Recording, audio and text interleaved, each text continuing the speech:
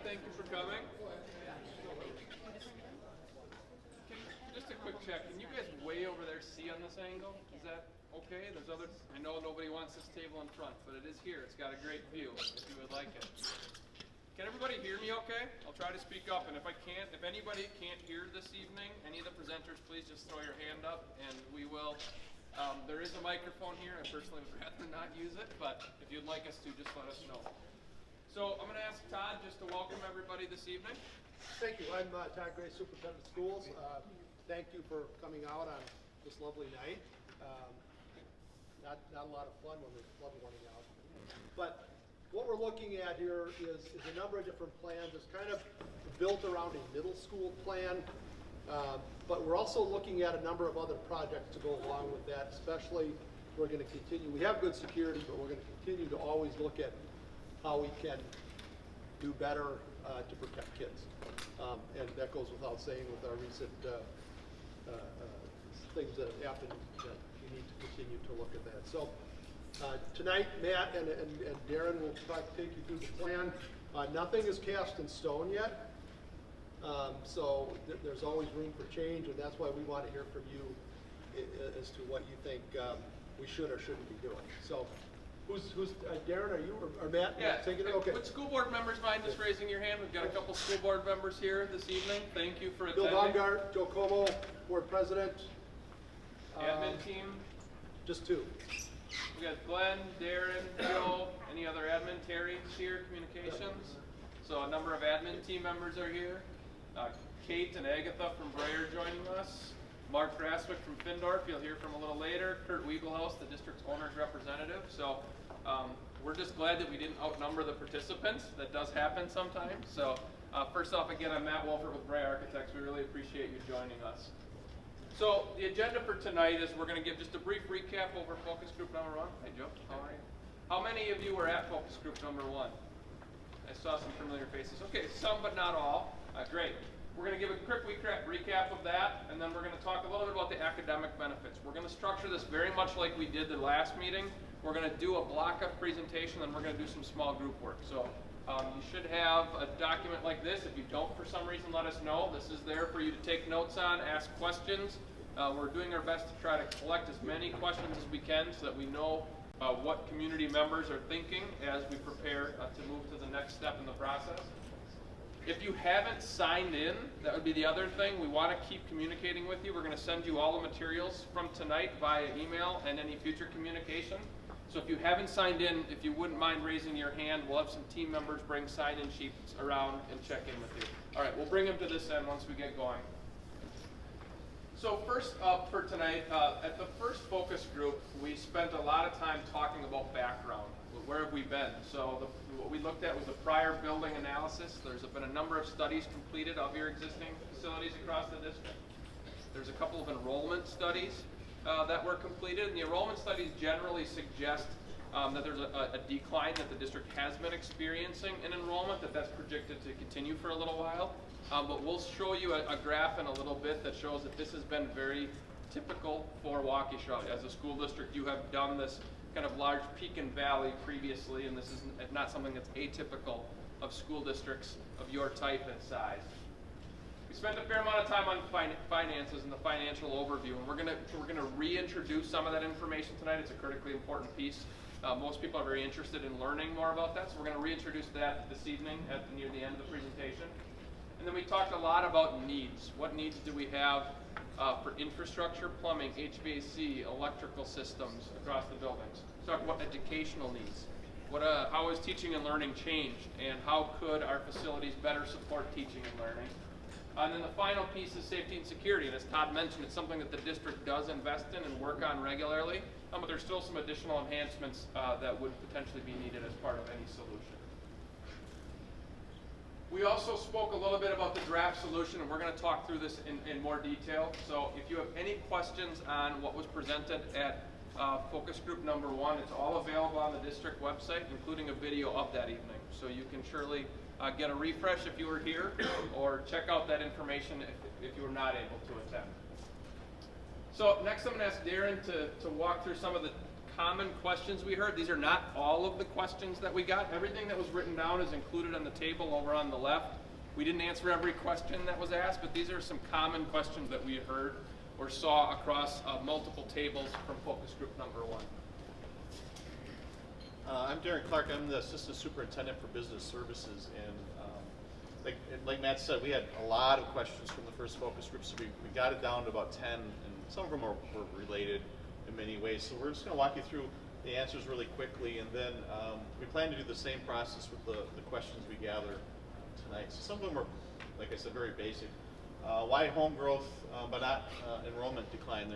The building of residential homes has picked up again in Waukesha, and I think throughout southeastern Wisconsin. But that doesn't always mean there's more kids. I always tell my board and the people who are in discussions with enrollment, count swing sets, not houses. Some empty nesters are building that dream home. What style of house is being built? But really what's driving the decline in resident enrollment is the birth rate in Waukesha County is down, has been down for a number of years. It's not a Waukesha County only issue. There's many districts in the state that are struggling with continued declining resident enrollment. What may increase enrollment? Housing starts do help. I mean, the more homes is the more opportunity we have to bring in families who have school-age students. How's the economic situation in the community? Those types of things, the birth rate, all can help turn around enrollment. And as Matt mentioned, historically, Waukesha has kind of had a wavy resident enrollment pattern that we'll go over in a few slides. Is enrollment decrease equal between schools of the same level? Really what's happening is we have larger senior classes graduating than the kindergarten classes coming in general. And during that time, the kindergarten class grows, but based on historical growth, until those kids are seniors, those classes won't get to the size of graduating classes that we have now. Again, that cycle changes, hopefully soon, but keep in mind that once those kids, to get that change, you need that big kindergarten class to come in, and then another then you need those classes to start filtering through your system at multiple grade levels to have a significant impact. Here's our most recent resident enrollment counts. This is pulled every September. We do a resident pupil count for the revenue limit for state funding purposes. Here's 1998. We're at 12,500-ish kids. In our most recent pupil count, 2017, we're under 12,400. Current projections have us going down to about 12,000 resident pupils.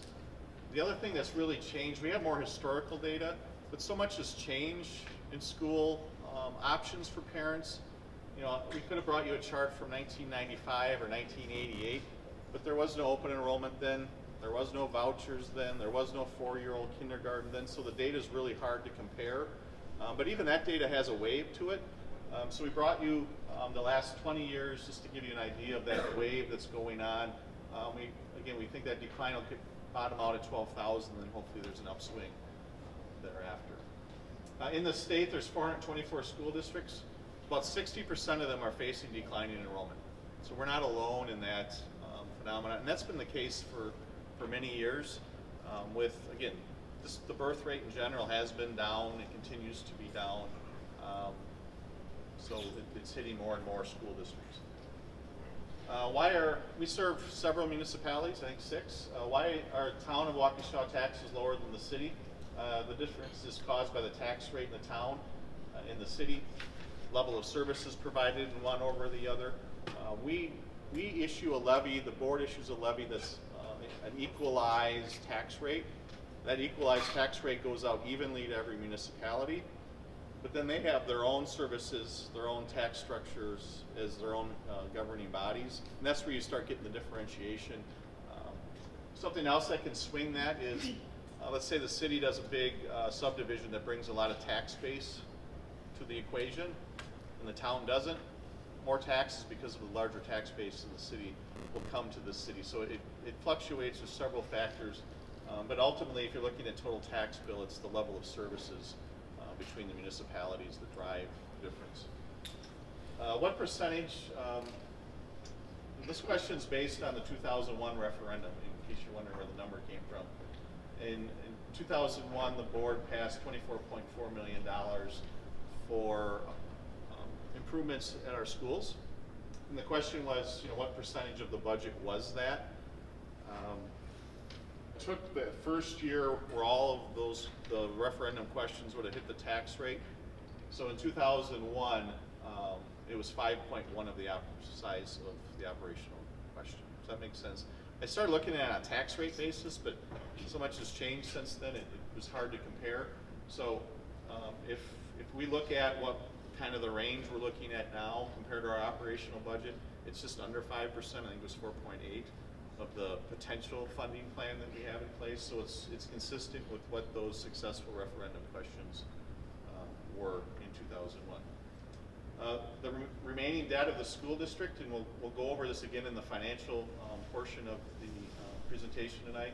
In 2015, the district borrowed $8 million for energy efficiency purposes.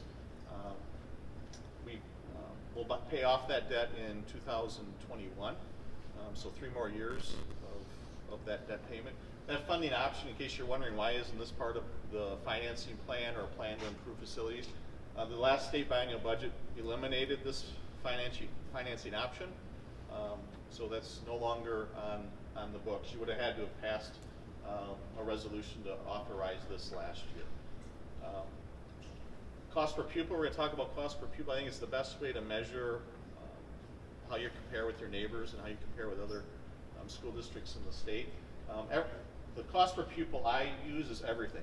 Every cost that goes in there, whether it's debt, transportation, food service, our normal instructional program, maintenance, it's all inclusive total spend of a school district divided by the number of pupils in that school district.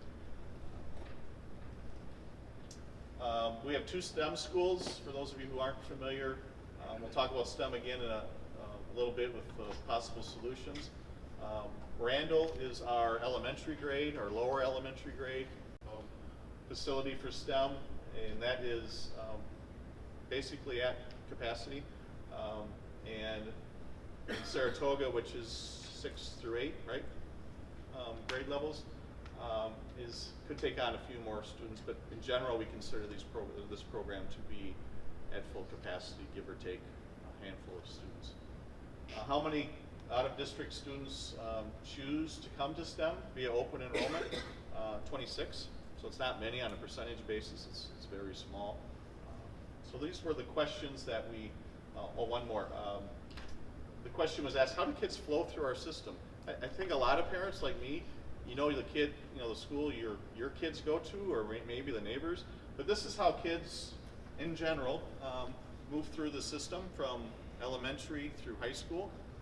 One thing that's unique about Waukesha, and it took me a little while to get used to the concept when I came here, is we have full choice for parents. They can go to any Waukesha school they want if there's room. So this is the normal or the structured pathway, but we allow, and I think it's one of the strengths of what our offerings is, parents can choose their path from 4K to graduation. So keep that in mind when you look at these graphs, or if we, in case you get questions from parents about what happens if this happens or those. If your neighbors ask you, it's still up to you what your path is. And now I'll turn it over to Joe Cook. He's our deputy superintendent, and to walk you through, one of the questions we got was, all these solutions, we talked a lot about finances at the last meeting. What's the instructional benefit? What's the instructional pathway or gains that we'll have through these? So I'll turn it over to Joe to walk you through those slides. So over the last couple months, we spent time with our teachers at our middle school level, as well as from our STEM academies, our principals and our coordinators in the district, to talk about what potential benefits would we see if we addressed this structure at the middle level. And we just need to introduce that handout.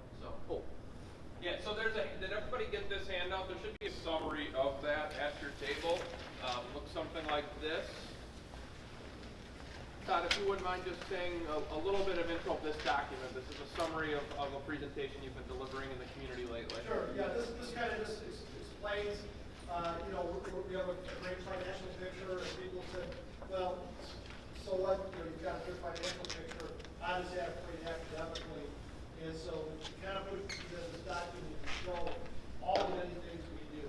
Again, we are a very diverse school district of nearly 13,000 kids. We're like nobody else in Waukesha County. We are very different. We are doing some really great things. We've got some strong finance, but we also have some very strong academics. And that's kind of what we're trying to show in this document, that it's not just about finance, not just about academics, but both. Makes sense. So getting back a little bit to what we see as the benefits of this middle school solution, it's going to provide teachers and students the opportunity to learn in both a traditional classroom setting. So when we think about a traditional classroom where there's desks, there's smaller workstations, there's an opportunity for a teacher to be directly in front of students delivering direct instruction, delivering a lecture. That is part of this solution, as well as dedicated spaces to address the project-based personalized learning that we see our students working on now in some of our academy locations that we would like to see happen more and more across the middle level. The newly remodeled middle school locations will create the space layout for a more efficient house-based system to help address the 5th and 6th grade transitions. So if you think about what students experience when they're currently in 5th grade, it's a little bit more controlled environment. By doing some of these structural changes and updates at our middle school, we'll be able to replicate that more in the 6th, 7th, and 8th grade, where teachers will be in a house model, students will be in a house at the 6th grade level, a defined house, which will limit a little bit their space in the school, but it'll help them acclimate to what is a much bigger environment at the middle level. We'll also increase the level of partnership and collaboration that teachers can do, where they're able to engage in professional planning, professional learning, and conversations around a smaller group of students instead of a much broader full 6th grade class. The dedicated small group spaces that you'll begin to see as we talk about this layout tonight will allow for more effective teaching and reteaching of skills to students and in areas that are in close proximity to the classroom. So if you imagine the traditional school setup where you've got your classroom, but your smaller group space may be down the hallway, the redesigned spaces are going to have smaller cutout areas where teachers can do immediate reteaching while the whole class is working on a skill. They could do extension activities with groups of kids in these smaller spaces while the rest of the kids sit in what is more of that traditional larger group learning space. So it offers us some flexibility. The remodeled classroom design spaces, again, getting back to that idea of collaboration among staff and classes. So you'll see tonight in some of those redesigned spaces where 2 classrooms may be opened up together, where you could have the opportunity to teach those 25 or so students as a traditional class, but where that space would open up and allow for flow of students back and forth so that they could get some large and then small group learning opportunity. Looking at the Butler Middle School campus, if you think currently of the STEM locations, particular to drop off and pick up, the Butler campus for a STEM location would allow, with the back driveway and parking area, it would allow for an off-street drop-off and pickup location, which, particular for the elementary students, would be an increase in student safety. If you are familiar with our Butler location, this remodel will allow us to put in an elevator space. Butler currently does not have an elevator. Which would make all of our middle school locations then ADA accessible for students with disabilities, but then also the student who, for instance, is interested in snowboarding and breaks their leg. It's the opportunity to have access to that elevator for short term. The staff member who may need surgery, the convenience of the elevator is very helpful. And then, again, the scope of the project will address all of our middle school locations. So when you think of bathroom facilities, when you think of door hardware, when you think of the drinking fountains in the hallway, these buildings will then at that time be ADA compliant. All right, so this will be our first break. We're going to spend probably about 10 minutes at small groups at your tables. And if you happen to be alone at a table, feel free to join up with the group adjacent to you. We just want you to answer 2 questions and jot them down if you can. What surprised you, if anything, about this intro? And then do you have any additional questions at this time? This topic, quite frankly, is a bit responsive to focus group number 1, but we're going to start with this. The next section will be quite long. We're going to get into the conceptual site plans and floor plans for some potential master plans for the middle schools and the STEM schools. So this was kind of an abbreviated version. If you could spend about 10 minutes at your tables answering those 2 questions. If you have a question, feel free to throw a hand up and we'll come around and try to answer them. So again, 10 minutes and we'll be back together.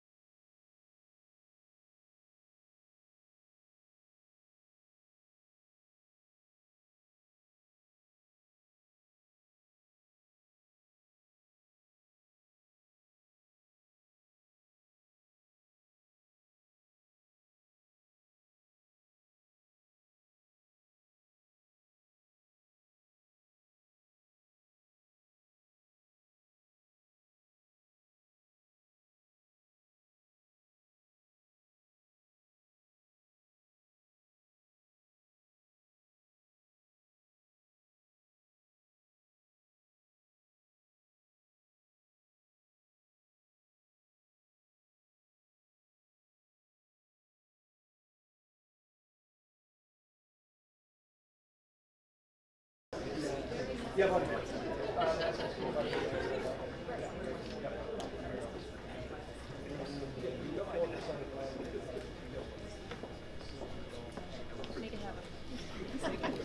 Once the boss man's done in the middle of the room, we'll get started.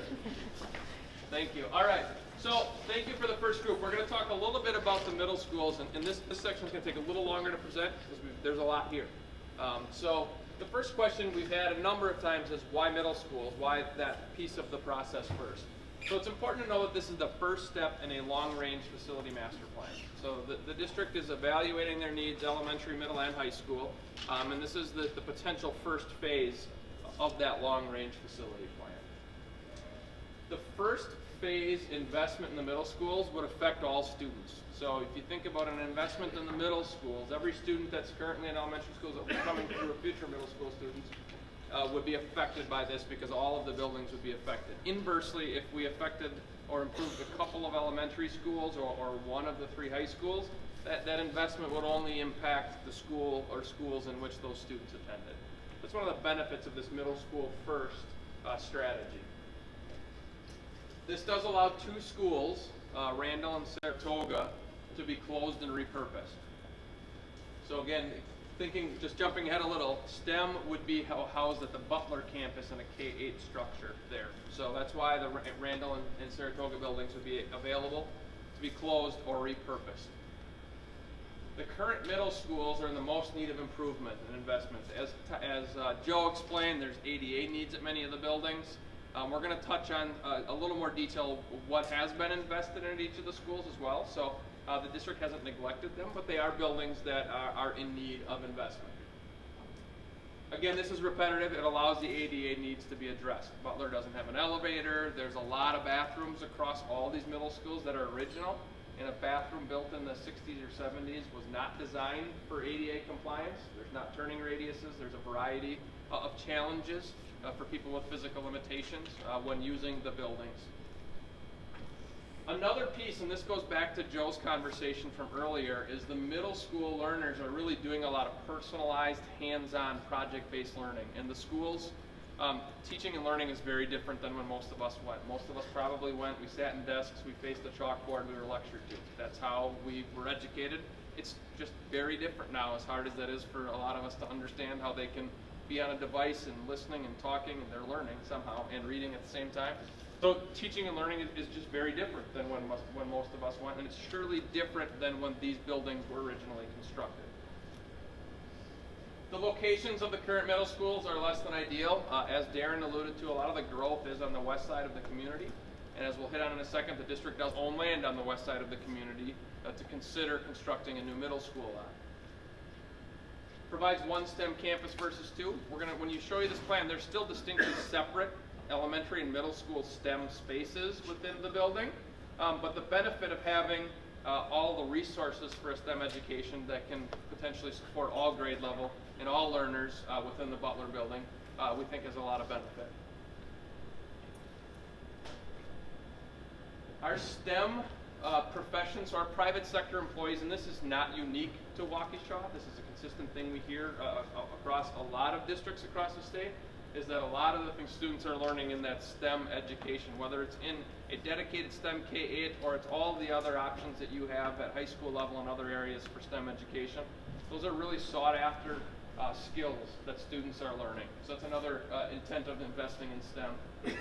And then right now, Randall and Saratoga have some challenging traffic situations within those neighborhoods that would be remedied by closing and repurposing those buildings.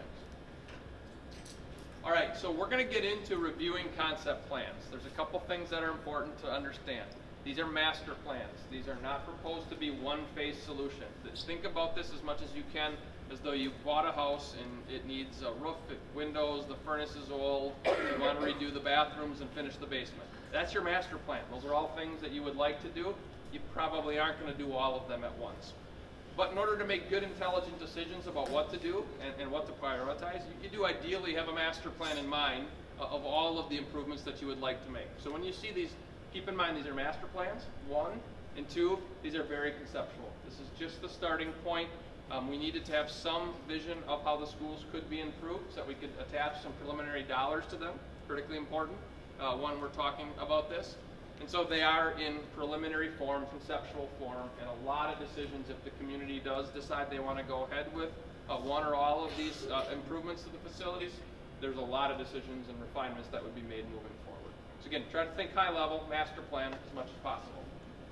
So I'm going to ask Kate Egan and Agatha Vonderberg from the Braid team to walk you through these. We will have paper copies of these when we get done. So we will hand those out as we get done and you do your small group work. You'll have a set of these in front of you to react to. So the first project would be addressing the most pressing needs at Les Paul and Horning Middle Schools.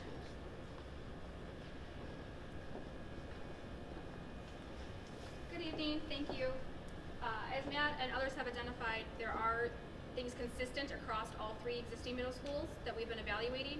We've been evaluating both facility needs as well as educational components, and this is the lens of that. So looking at HVAC improvements, water softeners, finish upgrades.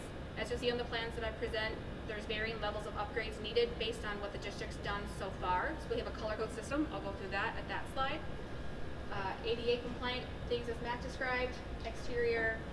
These are things that are consistent across all three schools that you don't see on a plan, but those are worked into the solution.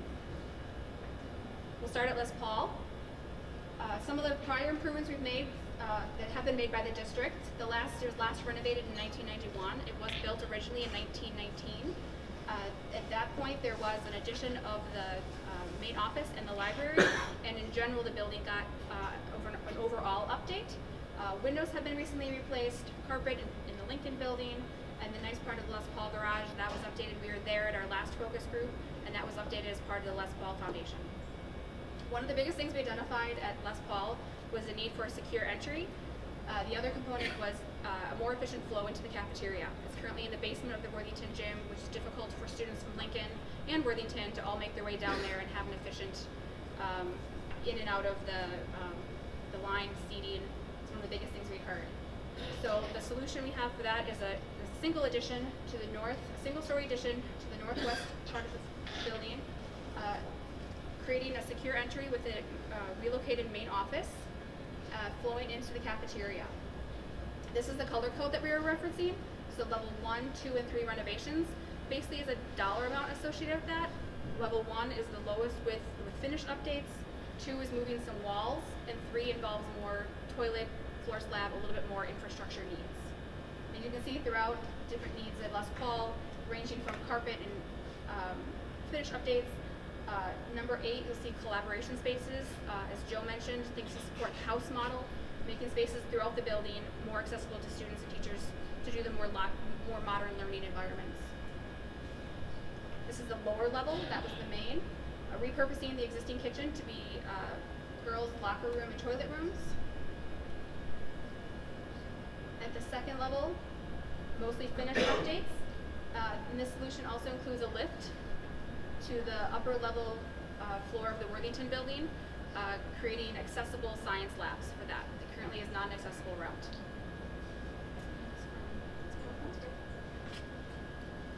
Horning, where we are today. Again, a list of prior improvements. One of the biggest things we identified and we heard from staff as we toured was creating an identifiable entrance. Most people enter from the parking lot, but a lot of people also come at the turnaround off Wolf Road. So the proposed improvement would be a new entry vestibule, creating both visibility and access from both directions of access, and relocating the main office. So this provides the opportunity to create a true secure entry. So visitors coming to the site would all go through one door, checked in through the main staff, before they're able to access the rest of the building. The black dashed lines on these plans you can see are helping to reinforce the house concept, showing the 5 core classes and resource spaces, again, as Joe mentioned. And you can see there's a lot of different ranging colors. The improvements needed depend on the updates that have previously been made by the district. The upper level would have 3 houses and improvements of the library to provide more resource spaces.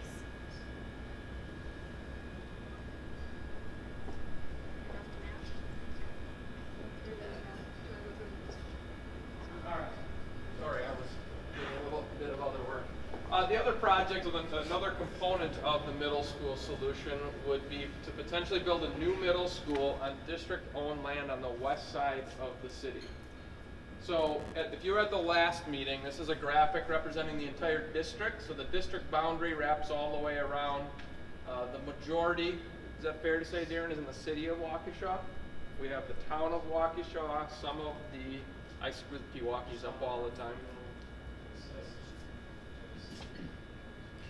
Very small piece. It's the town, the city of Waukesha make up the vast majority. So the proposed site is on the west side. It's basically a city, it's in the city of Waukesha. It's surrounded by town of Waukesha property. So again, this is the district. We're looking at this parcel on the west side of the district, shown here in blue. This is the parcel. So the district currently owns this large parcel, steps around right here basically. This is the, I'll call it the proposed bypass, the one that was a bypass, then not, supposedly going to be a bypass again sometime soon. They're going to bid that project. So that is this piece cutting right through the district's property on a curve is the proposed bypass. This is MacArthur Road and Merrill Hills Drive, Merrill Hills Road. So for those of you that know Merrill Hills Road, the Glacial Drumlin State Trail is right here. I did joke that I was going to say this is the only set of railroad tracks in Waukesha, but I knew you would know better than that, so it's not a very good landmark. Merrill Hills Road, MacArthur. So the proposed improvements for the DOT is the bypass cutting through here, the district's property, and then the extension of MacArthur Road. This is a conceptual site plan of what the new middle school could do. What we're looking to do is tuck the middle school to the back of the property where we've got a fair amount of topography. The grade falls off to the south and to the west. So what we would do is basically take advantage of that build into the hill. So if you think about coming into a school on a main floor, and then you would split down a floor and then go up a floor. So it says 3-story, but really think about it as a main floor, one down and one up. So it's a pretty efficient way to operate a school. We stack the academics of a 6th, 7th, and 8th grade. They stack nicely on top of each other in 3 stories. We would have a main parking lot, a separate bus drop-off loop on the back side of that plan, a couple of recreational fields, softball and or soccer to support the Phi-Ed curriculum. And what this does do is allows us to leave a fair amount of property remaining to the north for any future needs, whether that's outdoor recreation, whether that's a future building that future groups like this would decide is in the district's best interest. We're trying to leave enough property that you have the availability to develop that more in the future.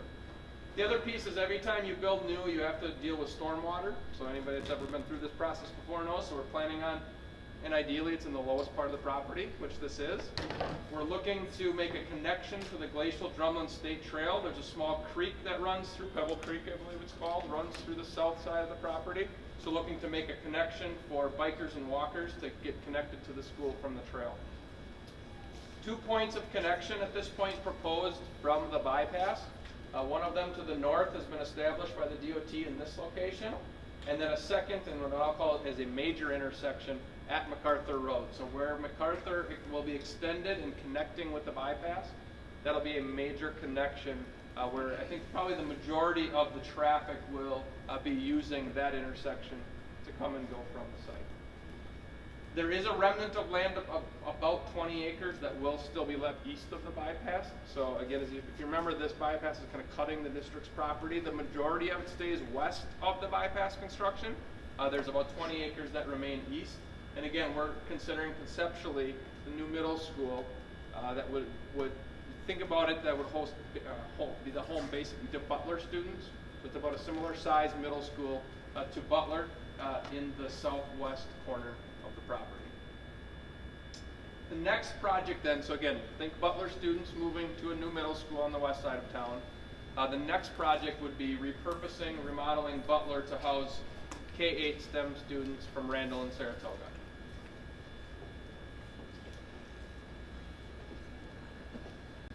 So one of the biggest things we noticed and we heard as we did tours of both Randall and Saratoga, which is really helpful, was the concept that this is going to be a different motor vehicles coming. There's going to be no buses coming to bring the new STEM Academy at Butler. So one of the biggest things we wanted to look at was how the site would best accommodate pick up and drop off. So the site improvements proposed here provide two opportunities.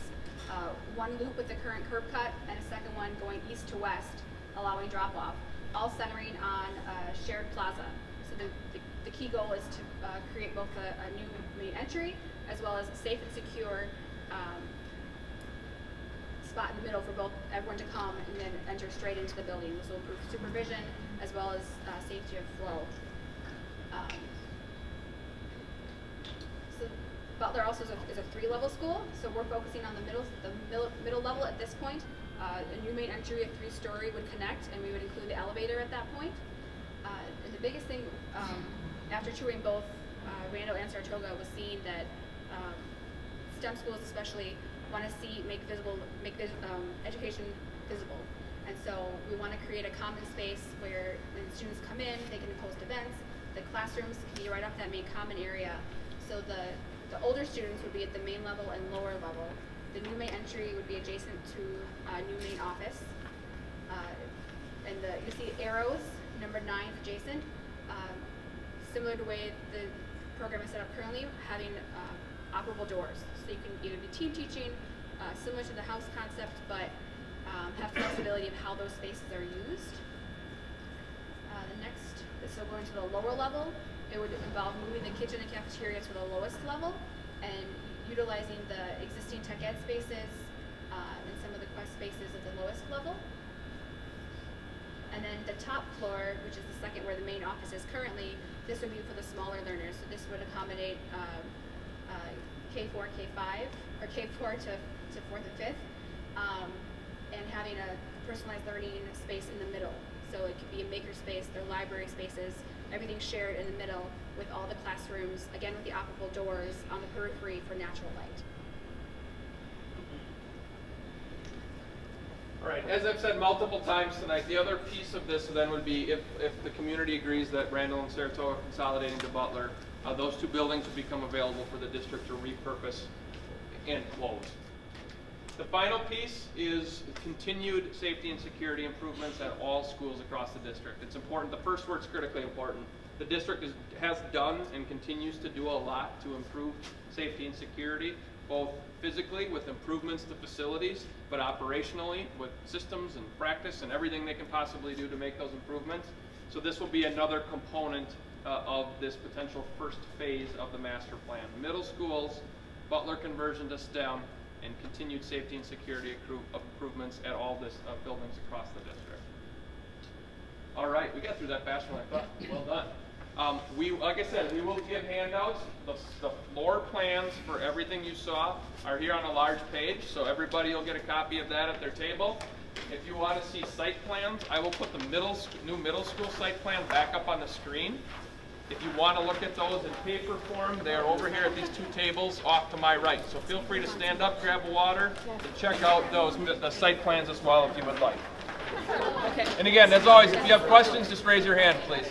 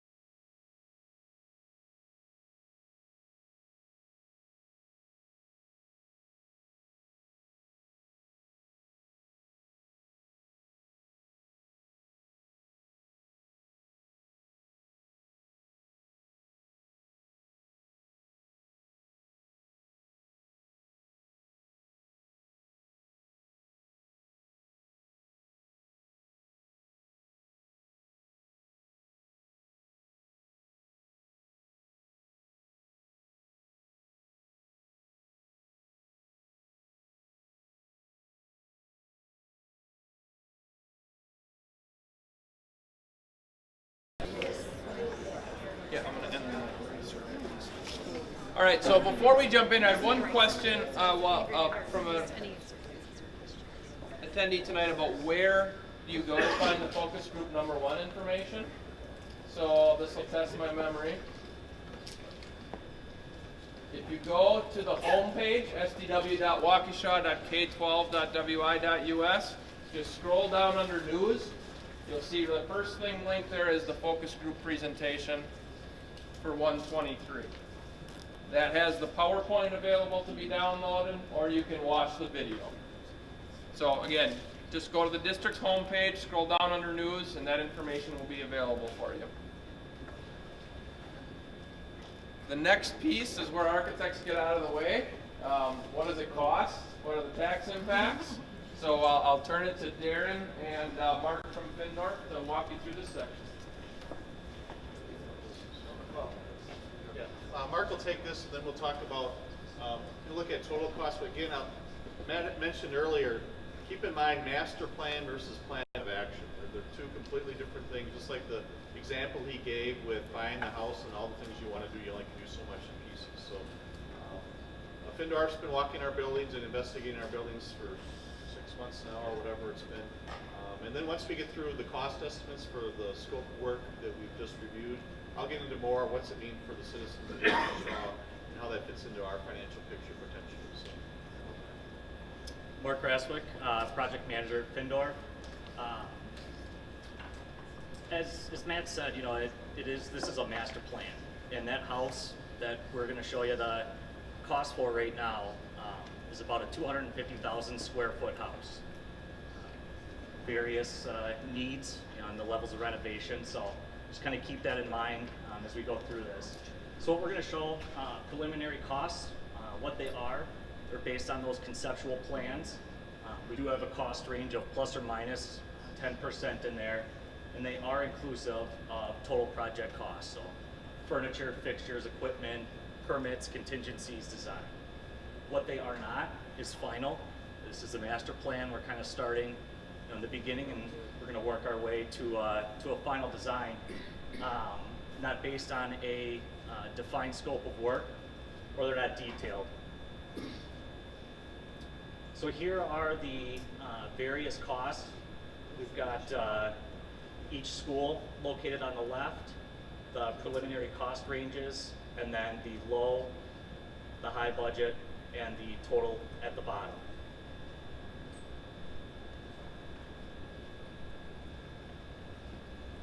Okay, turn it over to Darren. We'll do the impact. So again, keep in mind these are not final. The drawings that you have in front of you tonight, there aren't another set of drawings with a great bunch of detail and all that. These are just blocks on the maps. So a lot of work has to be done to finalize what the costs of a project or an action plan for the first phase of this process would be. Before, and I was surprised, a lot of you weren't at the first one, so we're going to walk through some comparison data. I'm glad we included it all because it really lets you know the lens that we're looking through all this work through. So the numbers are maybe surprising to some people if you're in the construction industry, maybe not. But I thought I'd start out by letting you know, as a taxpayer, how do we do in comparison with other area school districts, mainly Waukesha County? How do we do with comparing ourselves to large school districts? Because as Dr. Gray mentioned at the beginning, we're different than the other school districts in Waukesha County in terms of size, in terms of variations in demographics, in terms of services provided. So it's hard to always compare ourselves to Elmbrook or Arrowhead or some other district in the area. Also compare us to state averages, and I'll let you glean whatever you want from those comparisons, but there's a very consistent story with each of those comparisons. And then we're going to talk about where the district stands in long-term debt as of today, and also compare ourselves to area school districts. So I mentioned earlier cost per pupil. I think this is the most simplistic, and I think it's a very fair calculation. One of the nice things is it's easy, as I mentioned before, it's all your costs divided by the number of kids you serve. And you Eric, can't, can I add on that?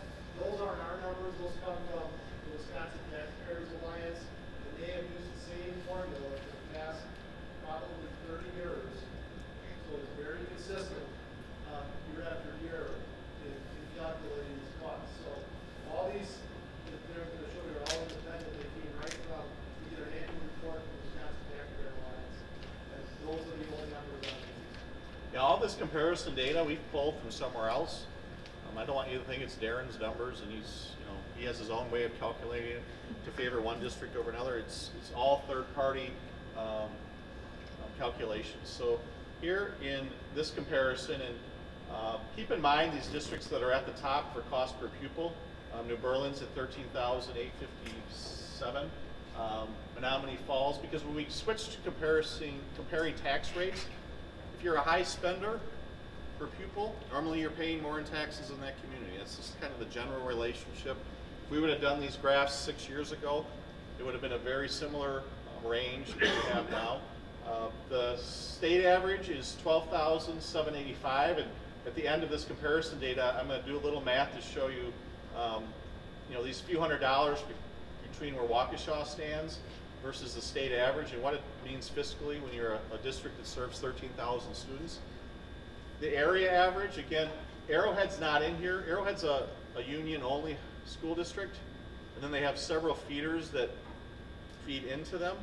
So there's, 6 districts make up Arrowhead roughly, from K to 12. So it's hard to say exactly, but I can tell you, and if anyone would be surprised, Arrowhead spends more per pupil than we do.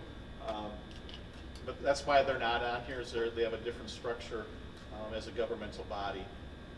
Again, the area average is 12,453, well below. McGuanago and Hamilton are slightly below us, and actually, we kind of flip-flop back and forth here. So what I hope you glean from this is on a per pupil basis, we spend significantly less per pupil compared to either the state or the area average. I mentioned the high spenders.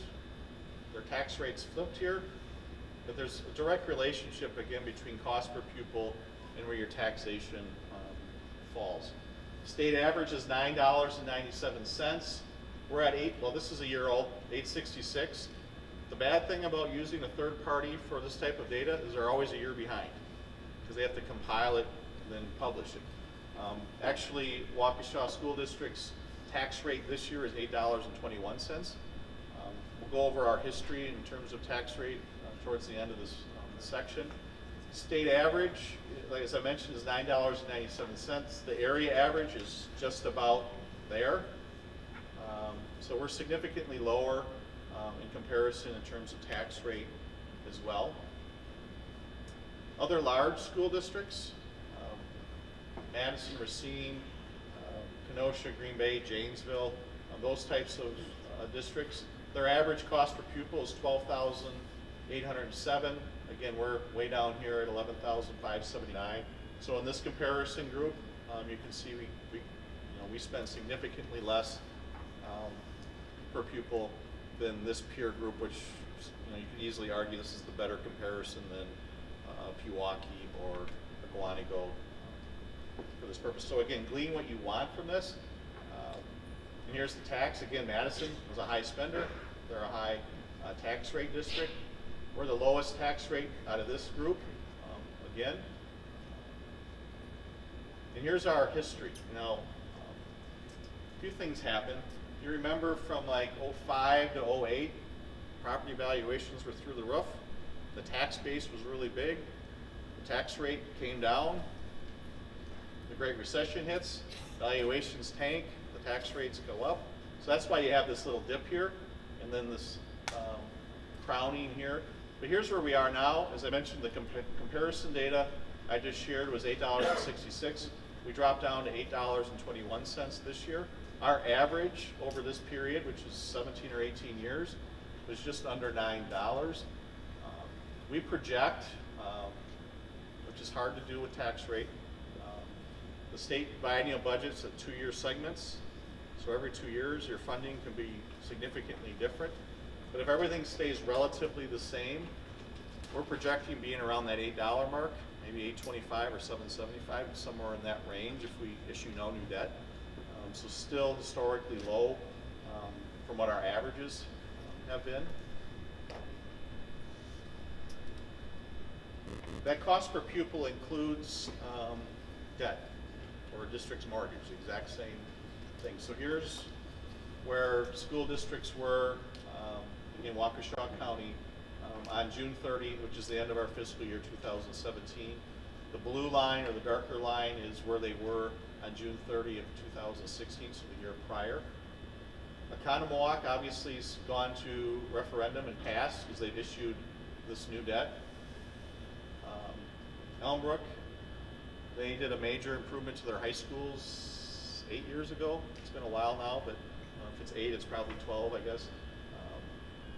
Muskegon Norway, they're doing work at, have been, I think this next phase is middle schools or an elementary. They issued new debt. New Berlin, they did a lot of improvements, and they made a slight payment of principal and interest here, obviously to lower it. Menominee Falls issued new debt. McGuanago issued new debt. They're putting $50 million into their high school loan. Pewaukee is paying off a little debt. Here's Waukesha. We'll be debt-free in 2021. And it shows how little debt we have. We have no referendum-approved debt. All the debt that was part of the 01 referendum has been paid off and has been for 5-6 years, Todd, somewhere in that range.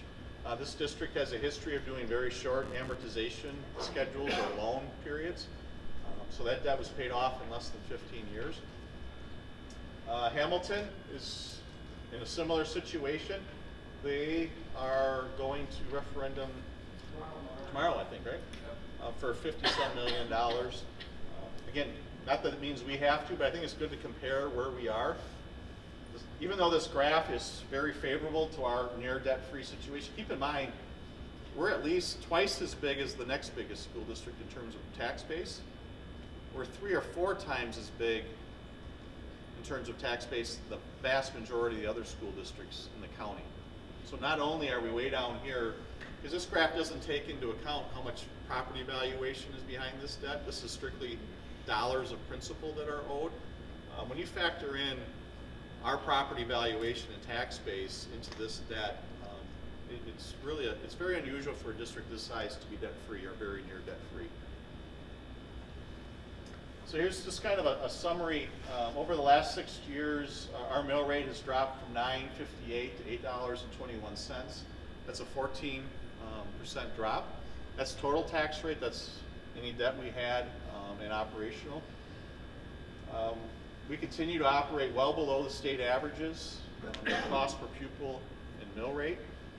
And I hope what people take from this, whether you like the plans that we share tonight or not, we have a great fiscal story to tell, where we are tax rate wise and per pupil. I'm a numbers person. I measure success by these types of measures. So hopefully you leave here thinking, our fiscal house is at least in order, whether you're agreeing with the other scope that we're talking about or not. But it's these kinds of facts that allow us to even venture into these kinds of conversations. If we were the high tax, high spending school district, the New Berlins or the Menominee Falls, any types of solutions like we're discussing and asking your input for would be much harder to have those conversations. So I asked earlier, keep in mind, this doesn't seem like a lot. This is the state average cost per pupil. This is what our cost per pupil is. It's about $1,200 difference between the two. Again, state funding of public education is per pupil allocations of funds. If we were spending the state average just to become average, we would have to spend $15.6 million each and every year to hit the average. We're not here saying we want to spend the average, but I think as taxpayers, it's important to know where you fit in relative to your neighbors, the other large school districts that are out there. As I mentioned before, the fiscal year, at the end of this fiscal year, we'll have $3.2 million of outstanding debt, and we'll be completely free in 2021. We talked about third-party views of our fiscal condition. We use DPI as a source, Taxpayers Alliance, but Standards & Poor's, which their sole purpose in life is to say how fiscally strong an entity is, has issued us a AA stable rating. And in the rating world, stable means great. some reason they kind of make it sound melancholy a little bit, but there's only 30 districts that have a higher bond rating than we do. Why is this bond rating a little old, 2014? We haven't issued debt. You don't do a Standards & Poor's evaluation just so you can talk about having a Standards & Poor's bond rating. So Actually, there's 30 districts that have the same rating we do. It's like 30 with our city, going forward with that. oh, that's right. So Yeah. we're one of 30 in the second tier, and very shortly, we're on track to be in with that top four. We're going through the rate process right now. I'm very confident we'll get to double X plus, and we'll be one of 10 over 5 districts that level. I knew I shouldn't have taken that slide out. Had a nice table, it was beautiful. Probably the best slide of the whole thing. So, again, all good information, and if, regardless of where this conversation goes, it's things you should know about our fiscal position. Findorf just shared, the master plan costs, all those things that we would like to do, all the things we feel we need to do in terms of ADA, those types of things, they come with a sizable dollar. We're a sizable district, and when we started talking with this with the board at the very beginning, I said, all right, you can't look at what other districts are doing because, as I mentioned before, we are 3 or 4 times bigger than our peers in Waukesha County. So we laid out just some scenarios of a potential borrow, just to give tax impact, because ultimately this conversation is driven to a great deal by level of taxation. So we gave some scenarios of a potential borrow from $80 to $100 million. We have no specific plan. If we did, I'd be talking about that number right now. I'll just go to the top. And one other thing that's important to point out in looking at these numbers, this is assuming a 15-year amortization or payback schedule.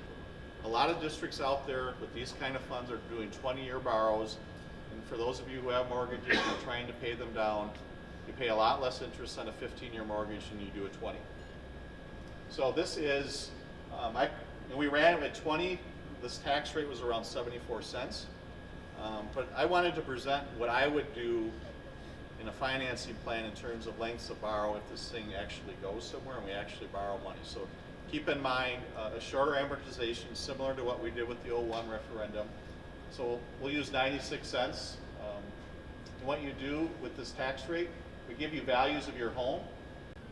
We know that a lot of homes in Waukesha are go beyond that. So if you have a $400,000 home, you just double the tax impact of a $200,000. This allows you to do the math rather than 4 slides of every property valuation we could have. So the median home or the average home in Waukesha is just over $200,000. The tax impact on a $100 million borrow with a 96-cent tax rate would be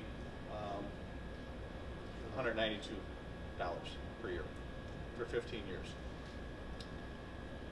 If we borrow $100 million and we use a 15-year amortization rather than 20, we save $13 million in interest expense. So that's something as we get into this, if we are looking to borrow money, is balancing that lower tax rate over the interest.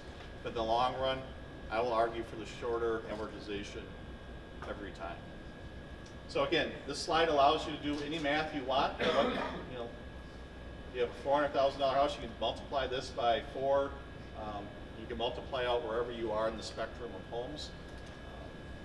And here's the assumptions we have, just so everyone's clear. The 15-year amortization, continued valuation growth of 1.5%, district-wide.